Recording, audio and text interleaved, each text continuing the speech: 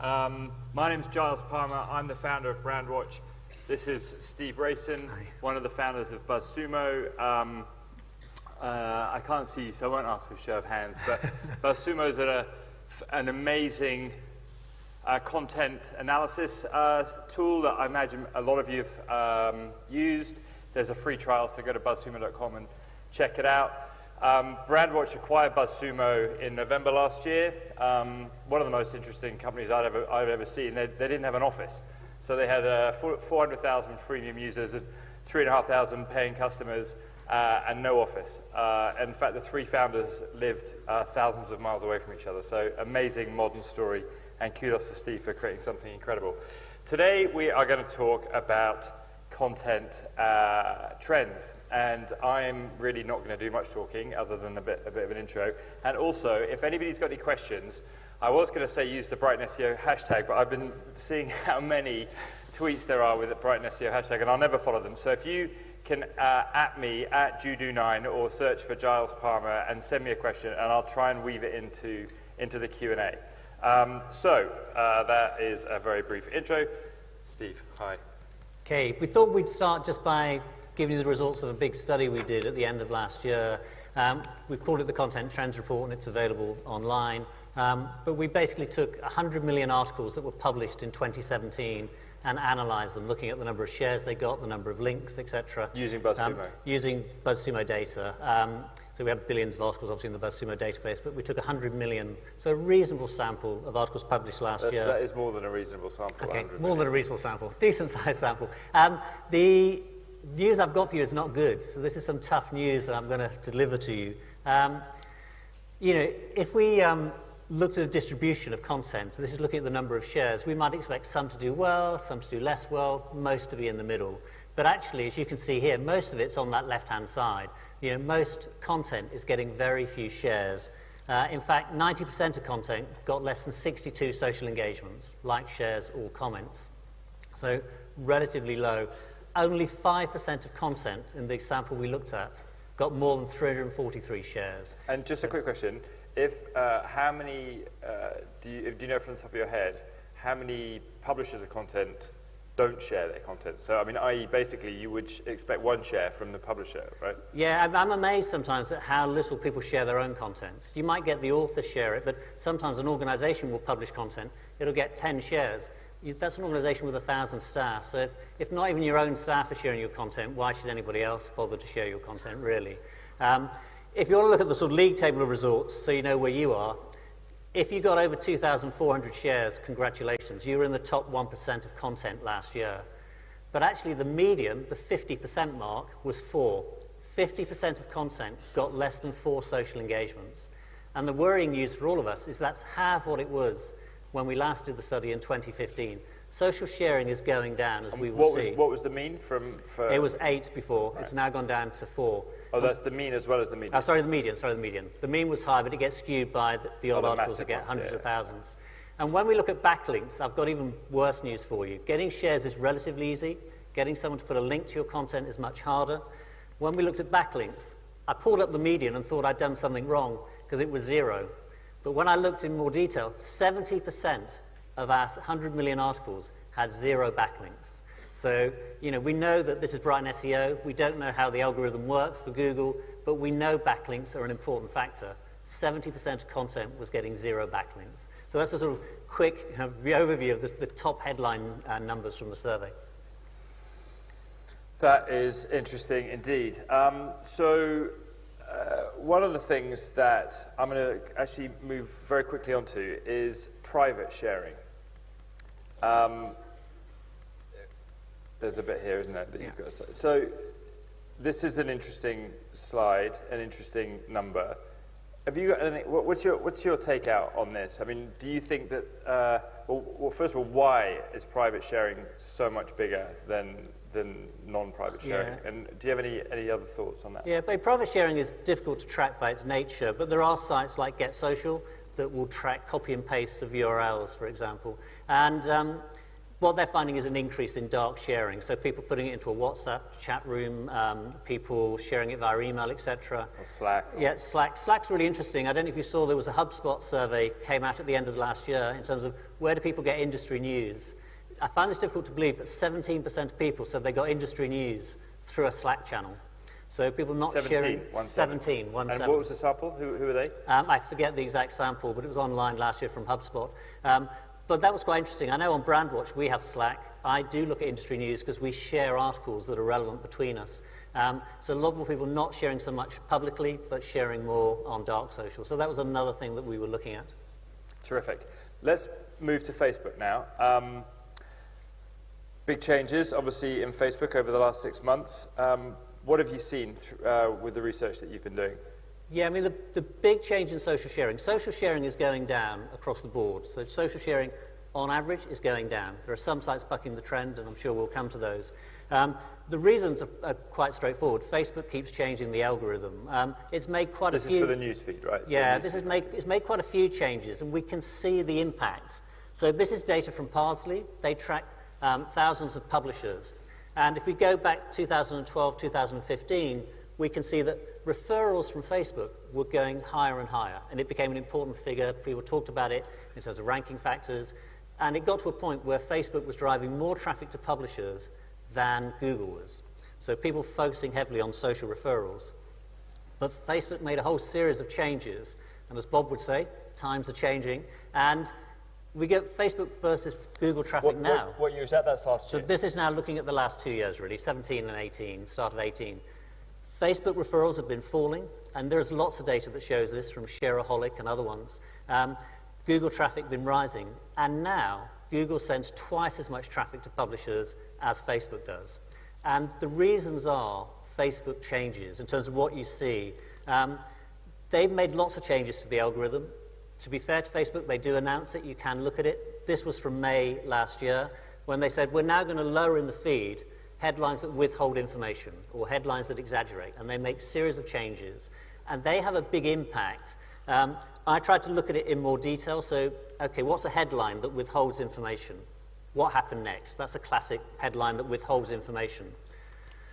Before Facebook made the changes... So actually, what happens next in the headline? In the headline, yeah. So what the hell it's talking about. He asked his wife for a Clickbait, divorce. Basically. You'll never guess what happened next. Those sorts of headlines. You see these sorts of headlines. Before Facebook made the changes, these posts were getting millions of shares. And then are we talking specifically from places like BuzzFeed and Board Panda? Yeah, we're talking a lot of the classic viral sites.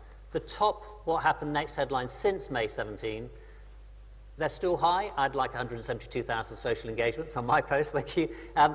But they're 10% of what they were. They're down dramatically. And it's really impacted on some of the big viral sites. So Playbuzz, pre the announcements, were getting 6 million plus social engagements. Huge viral posts. Their top posts since Facebook have made those changes, in the hundreds of thousands. Still great, but really low relatively. So those Facebook changes are having huge impact in terms of social referrals to sites, and it's getting harder for us. Which for today's conference makes SEO and Google more important than it was over the last couple of years by comparison. Yeah, my takeaway from this is it's great to get shares. You really need content that gets links. You really need Google to be giving you some strong sort of support. My view on looking at the data is that actually SEO is increasingly important. I think a couple of years ago people were saying, no, social's where it's at. We can do social as well as SEO. I think SEO has become increasingly important with this decline in social referrals. People just aren't sharing as much socially. In addition, Facebook are making the changes as well. So I think SEO becomes increasingly important. Terrific, thank you. Awesome insight. So let's move to topics of publishing or what to publish. You've done some research and some analysis on how the volume of publishing around a particular topic affects shares and then, I'm guessing, views and conversions and so on. Do you want to talk about that a little bit? Yeah, please? say a little bit about this. The real problem we all face is it's so easy to produce content. Never been easier to create content, videos, documents, etc. But it's never been harder to gain attention from your audience. These are just the number of posts published on WordPress.com, and it just goes up and up and up. And we're increasingly seeing more and more content. We're going to see content writing algorithms produce content. And do you know if this is going up faster than the number of new WordPress.com sites? I mean, it looks like it is but I don't have I don't know if it's going faster than the number of new sites, but it's certainly growing faster than people's attention spans. And we're getting content saturation of key topics. So this was on Facebook privacy and data. The Guardian published something in week 11 of this year. The next week, there were 24,000 articles written about Facebook and data. So week 11's like, early March, whatever it was, and mid-March. Week 12, 24,000 articles about Facebook data and privacy. When Bitcoin went through... Globally. And how did you do that? You just... This is just pulling data from Buzzsumo. We track... Okay. We classify articles as they're published about topics. In December last year, I think for 4 weeks in a row, there were over 40,000 articles a week written about Bitcoin. Lots of people trying to become rich, going to run over the buy content. I still don't understand. Buy it, sell it. Yeah, I don't own any, so no disclaimer. But what we see, this is classically what we see. Over time, people increase their content publication. This is data about machine learning. And marketers ruin it for everyone. So the bars are the number of bits of content published from January, so it's January 15 through to the end of 17. The blue bars are the number of pieces of content. The black line is the average shares. And this is a classic pattern. Have you got the total shares? Is the total shares going up? No, this is just average. Total shares actually is mixed. But what we see consistently is average shares going down. So it's not surprising, it's quite rational. As more and more content is published on a topic, you're competing with more and more content. It's harder to gain attention, and average shares go down. And if you're a content marketer, you really want to be getting in on the left-hand side of this chart when a topic is relatively new, when you can build authority, build relevance, etc. If you're now coming in and saying, I'm going to write something on machine learning, it's a really hot topic, and you're coming in on the right-hand side of this chart, that's really difficult. You're going to have to produce exceptional content to get traction there. So we do have this general problem of content saturation. There's just so much content, and we're all competing for attention. So, yeah, my advice on this is you've really got to see what's trending, get in on a topic early, or choose a niche topic, because going in late on this topic, your content could sink without trace, really, unless it's exceptionally good content. Are there any bits of content around this kind of topic, or any others that are more perennial, that tend to rank over time, and if so, I mean, clearly there are, it's a bit of a setup, if so, what do they look like? Yeah, it depends. I mean, it depends what you're trying to do. I mean, different types of content serves different purposes. You all have a sales funnel. You'll be trying to raise awareness. You'll be trying to do educational content. You'll be creating conversion content to retain your clients. So it depends on the purpose of your content. A viral quiz can get you lots of shares, but virtually nobody, and I mean nobody, shares a viral quiz in terms of a link. So I can show you quizzes that get 200,000 shares, 0 backlinks. People don't share that stuff or don't link to it. Whereas people do link to research content. They link to statistics. They link to very good, what is content. So I've got an example later of what is blockchain, for example. Wikipedia gets lots of links because it's referenceable. You're writing an article on a topic and it's referenceable. Let's go to that now, if you would. Yeah, flip through to the end of that one. So we do find some types of content. Oops, go back, going too fast. Some types of content is more evergreen. It gives you continual juice over time.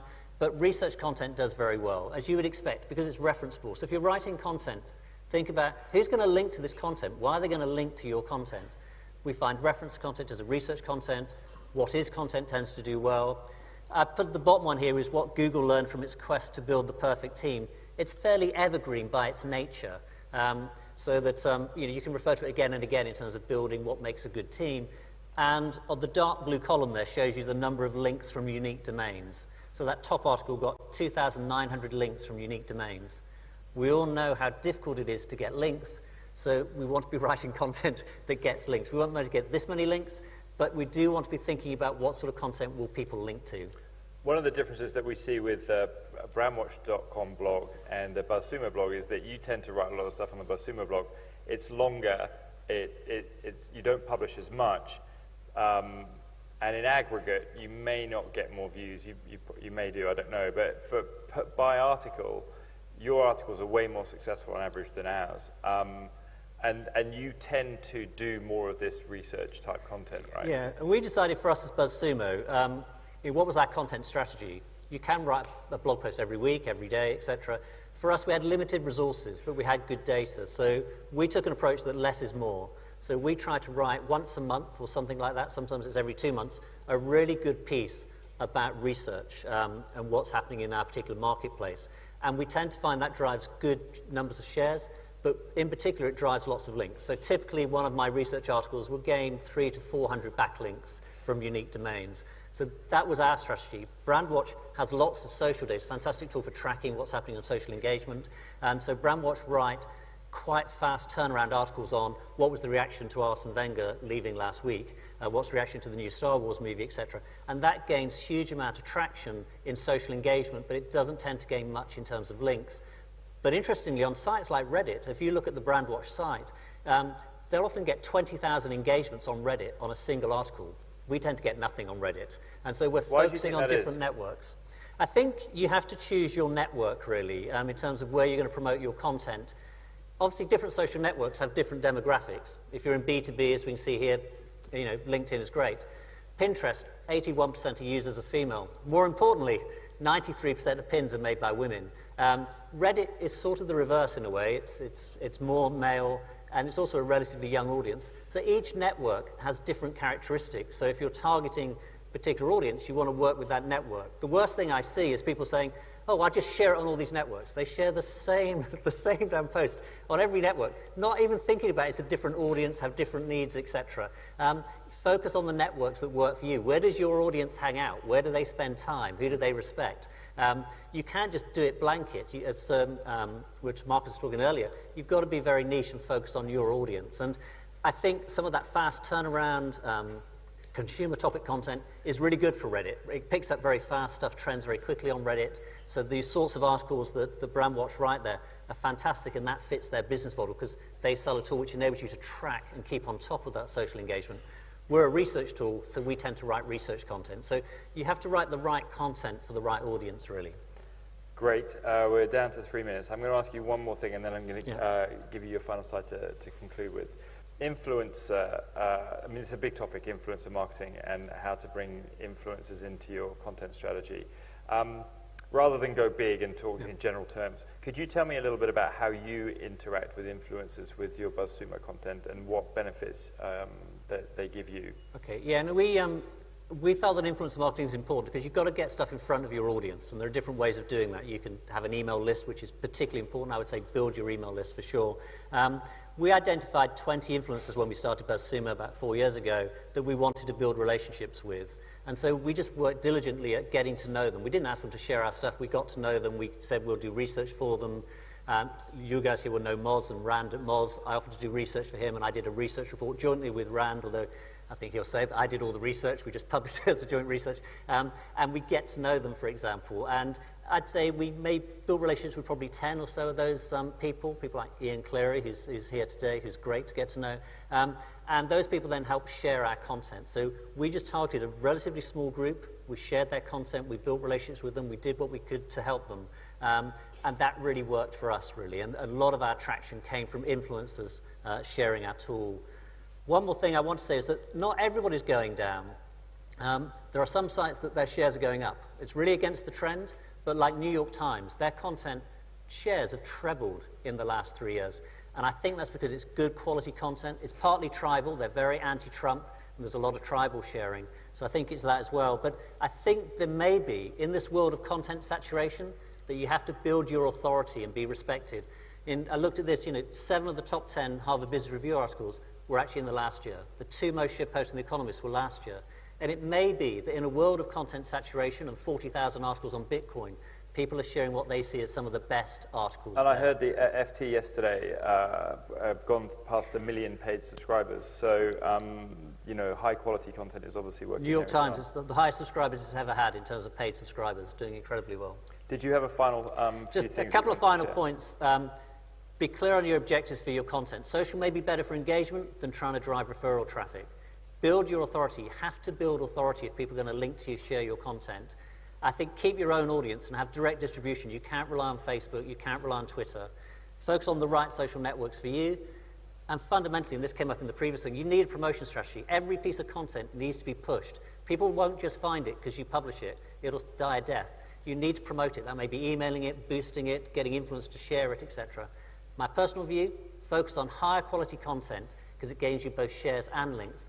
And it could be the case that less may be more for you. And my personal view is I think SEO is now arguably more important than it's ever been because Facebook is only going to continue to go one way, in my view. You know how to play to the crowd. Ladies and gentlemen, Steve Rayson, thank you very much. Thank you. Thank you, everyone. Well done, Bob. Thank you both.